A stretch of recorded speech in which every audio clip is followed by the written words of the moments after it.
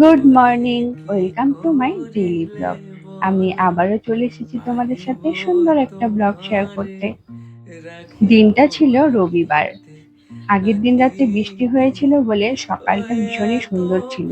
সেরকম রৌদ্র ওঠেনি, ঠান্ডা ঠান্ডা ওয়েদার ছিল আর আকাশটাও ভীষণ ভালো ছিল। তো সকালবেলা উঠতে তো অনেকটাই দেরি হয়ে যায় আমার। আমি অনেকটাই দেরি করে উঠি। তো উঠে ব্রাশ করতে করতে দেখছিলাম এখানে আমাদের বজরংবলী মন্দিরে একটা কাকি প্রত্যেকদিনই পুজো দিতে আসে। অনেকেই পুজো দিতে আসে আর ঠাকুর মশাই মঙ্গলবার করে পুজো দেয়। ব্রাশ করতে করতে পার্লারের ঘরটাও খুলে রাখলাম। একটু পরেই পার্লারের লোক চলে আসবে, কারণ আজকে অনেকগুলো কাজ আছে। সকালে উঠে আমার সেরকম কোনো কাজ থাকেই না। সকালে উঠে নিজে খাওয়া দাওয়া করা, তারপরে একটু রান্না করা, সকালের সব কাজ শাশুড়ি করে রাখে। তো আমাকে সেরকম কোনো চাপই নিতে হয় না। তো আমি মুখ টুক ধুয়ে আগে সকালে যেটা খাই গরম জল, সেটা খেলাম। তারপরে এই কাঠবাদাম, আখরোট, এগুলো আমি প্রতিদিনই খাই। আমাদের বাড়ির সবাই খায়, শুধু আমি না। তারপর আমি খাচ্ছিলাম বুটের ছাতু, যেটা আমার ভীষণই ভালো লাগে, মানে সকালবেলা একটু পেট ভর্তি রাখার জন্য বুটের ছাতুটা কিন্তু খুব ভালো। তারপর চলে গেলাম রান্না করতে। আজকে সেরকম কিছু রান্না করা হয়নি। ডাল চচ্চড়ি, ডালের বড়া, তো এগুলোই রান্না করা হয়েছিল। কারণ আজকে রাতে আছে বিয়ে বাড়ি, তো অল্প কিছু রান্না করে আমরা দুপুরে খেয়েছিলাম। তো তারপর আমার পার্লারের লোক চলে আসে আর ও হচ্ছে হেয়ার কালার করতে চেয়েছিল। তো ওকে আমি একটা হেয়ার কালার করে দিয়েছিলাম লরিয়ালের। আমি তো ফটো আমি ফেসবুকে দিয়েছি। ওরও হেয়ার কালারটা ভীষণ পছন্দ হয়েছিল। ও ফার্স্ট টাইম হেয়ারে কালার করেছিল। ভীষণ পছন্দ হয়েছিল ওর, আর কালারটা ওর ফেসে ভীষণ ভালো যাচ্ছিল।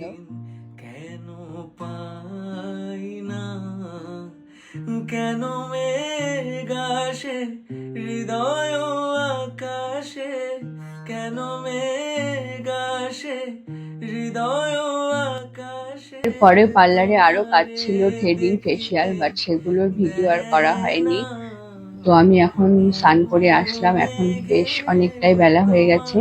স্নান করে আমার কাজ হনুমান মন্দিরে আমি প্রত্যেকদিন ধূপকাঠি দেখাই, ঠাকুর প্রণাম করি। আর আমার পার্লারে ঘরে আমি ঠাকুরকে ধূপকাঠি দেখাই, ঠাকুর প্রণাম করি।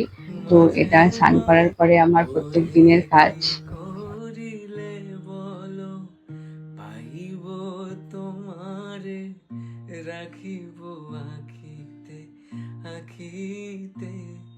ওহে এত আজকে প্রেম শ্যাম্পু করেছি, তাই জন্য চুলে সিরাম কথা লাগিয়ে নিলাম। আমি বলো স্টিক্সের সিরামটা ইউজ করি। আর প্রেম ফেসে আমি এখন শুধু টোনারটাই কথা ইউজ করব, কারণ যেহেতু বলো গরম। তো দুপুরের দিকে আমি শুধু বেশিরভাগই টোনারটাই ইউজ করি।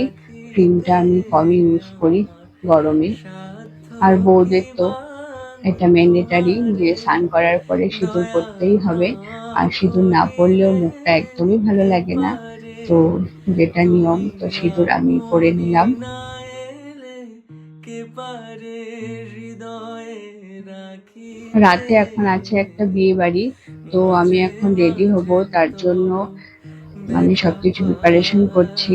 তো অনেকদিন থেকে আমি মুখটা ভালো করে ক্লিন করছি না, জাস্ট ফেস ওয়াশ করছি। আমি তো ক্লিনজার ইউজ করি, তো ক্লিনজার দিয়ে একটু মুখটা পরিষ্কার করে ক্রিম লাগিয়ে নিচ্ছি, টোনার লাগিয়ে নিচ্ছি। তো মুখটার খুবই খারাপ অবস্থা, থ্রেডিংও করা ছিল না, আজকেই আমি থ্রেডিং করেছি। অনেকদিন থেকে থ্রেডিং করা নেই।